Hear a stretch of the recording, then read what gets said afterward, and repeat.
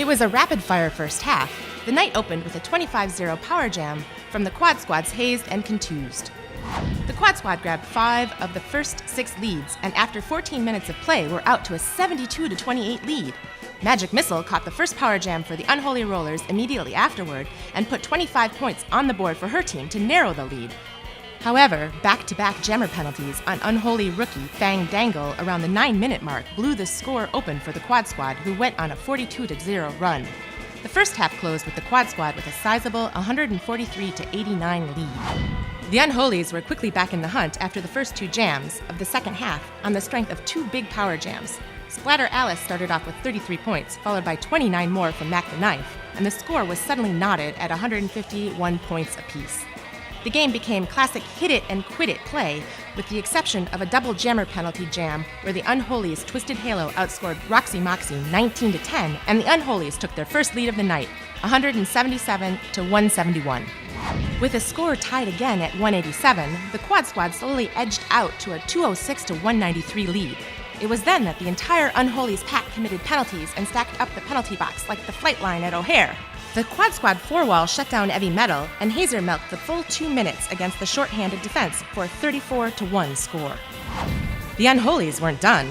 They used their final 2 timeouts, the last with just 5 seconds left in regulation, and grabbed 3 leads all in the final 2 minutes. 2 jammer penalties on Alligator made those final 2 lead power jams, but the Unholies managed just 36 points in this stretch, thanks in part to the booty checking of the Quad Squad's rover, Little Miss Behavin'. Perhaps the most amazing fact of the night was a total 50 jams played, just 72 seconds for each jam to play out and reload.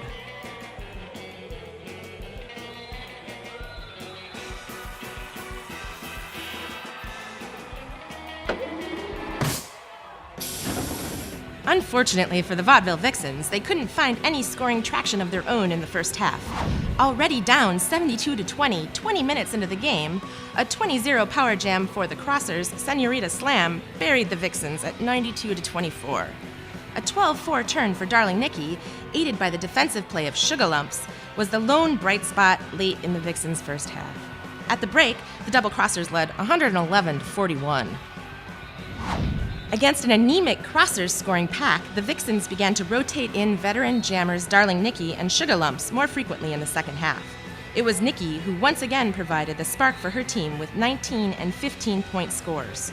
The Vixens did narrowly outscore the Crossers in the second half, 92-86, but were never able to close the gap to less than 60 the entire half. Both teams became sloppy late in the game, resulting in 7 jammer and 8 blocker penalties in the last 6 minutes of play. The loose play featured the novelty of a jammerless jam start, which ultimately resulted in Dolly Pardon Me grabbing the lead. A 20-0 power jam for rookie Daisy Juke closed the game out on an up note for the Vixens. Check out Mad Rollin' Dolls Roller Derby on Saturday, April 6th at the Veterans Memorial Coliseum. Come and find the derby in you. Visit madrollindolls.com for tickets and ticket outlets.